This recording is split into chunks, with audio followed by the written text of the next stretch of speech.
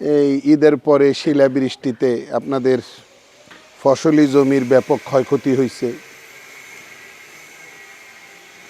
আপনাদের ঘরবাড়ি নষ্ট হয়েছে, আপনারা কান্নাকাটি করছেন। মানুষ হিসাবে যার ক্ষতি হয় সে বুঝে, যার ক্ষতি হয় না সে সহমর্মিতা দেখায়, সান্ত্বনা দেয়, তো ওই রকম বুঝে না। ক্ষতি যার হয় তার কষ্টটা বেশি।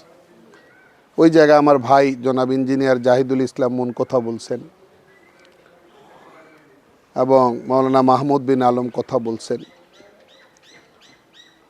তো আমি এবং আমার ছোট ভাই দীর্ঘদিন যাবৎ এই কাজগুলো করছি। তারা আমেরিকায় থাকে, কষ্ট করে আমাদের জন্য কিছু দান অনুদান পাঠায়। আমরা এগুলি আপনাদের মধ্যে ইনসাফের সাথে বিলি বন্টন করার চেষ্টা করি, ইনসাফের সাথে। যারা হকদার না তাদেরকে আমরা যুক্ত করি না, যারা হকদার তাদেরকে আমরা প্রাধান্য দেই, গুরুত্ব দেই। এটাকেও আবার অনেকে বলে আমি পাইলাম না, এটা না থাকা উচিত।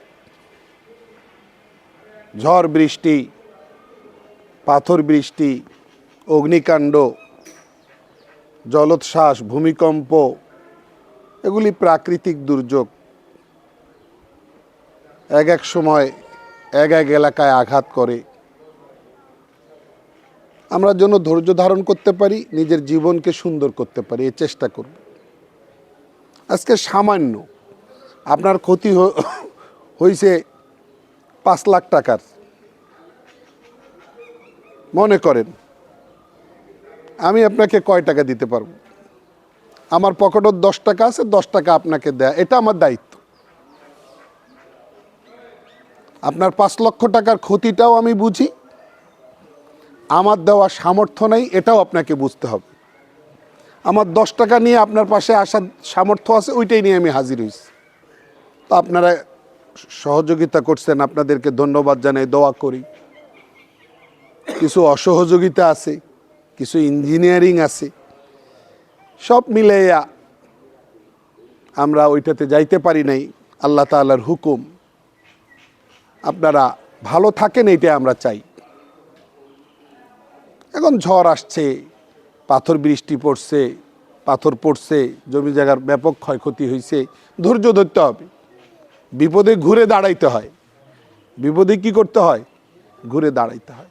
আপনারা ভালো থাকবেন, সুস্থ থাকবেন, আমাদের জন্য দোয়া করবেন, আমরা যেন এইরকম কাজ চালাই যেতে পারি।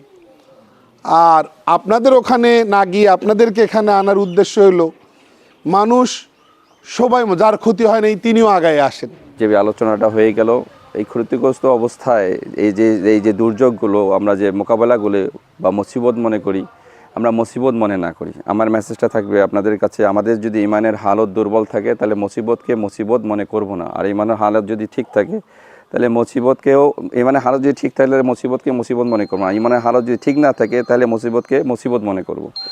তাহলে যেটা হয় সেটা আল্লাহ তাআলার তরফ থেকে হয়, এটাই বিশ্বাস করি। আগে যেটা হয়েছে সেটা আল্লাহ তাআলার তরফ থেকে হয়েছে, এখন যেটা হবে সামনে সেটাও হবে, এখন যেটা হয়ে গেছে, যেটা হতে যাচ্ছে, এরকম সবটাই আল্লাহ তাআলার তরফ থেকে হয়। এই বিশ্বাসটা আমাদের রাখতে হবে। আর এই বিশ্বাসের ইমানের উপরে থেকে আমরা যেন আল্লাহ তাআলার হুকুমকে পালন করতে পারি। আল্লাহ তাআলার হুকুমের মধ্যে নামাজ আছে, আমরা যেন নামাজ পড়ি, নামাজের মাধ্যমে আল্লাহ তাআলার সহায়তা, আল্লাহ তাআলার সাহায্য আল্লাহর কাছে চাই। আজকে আমরা হুজুরের ডাকে যে এখানে আসছি, আমরা সবাই খুব আনন্দিত এবং উনি যে কিছু আর্থিক সহযোগিতা করছেন সেটার দিক দিয়ে আমরা খুবই আনন্দিত। আমরা আপনদি সাহেব, আমাদের পাথর খাওয়া এলাকা, ঘরবাড়ি খুবই নষ্ট হয়ে গেছে, ঘরে থাকতে পারতেছি না। এই কারণে আমাদেরকে বড়াগাড়ি লোকজন বাবু ভাইকে আপনদি স্যার আমাদেরকে ডেকে পাঠাইছে, তার কিছু আর্থিক এই মানুষগুলার হাতে হাতে দেওয়ার জন্যে আমরা আপনদি স্যারের বাসায় আসছি এবং আমরা সেই আর্থিক আমরা পায়া গেছি। আমরা আল্লাহর কাছে দোয়া করি সেই আপনদি স্যার উনি ভালো থাক।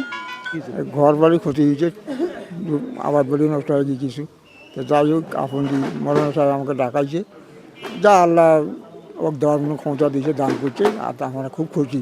আল্লাহর মধ্যে খুবই খুশি। আল্লাহ আরও ধন্যবাদ করুক, আরও যেন এরকম হাজার হাজার লোক দিতে পারে, এই ক্ষমতা আল্লাহ দান করুক।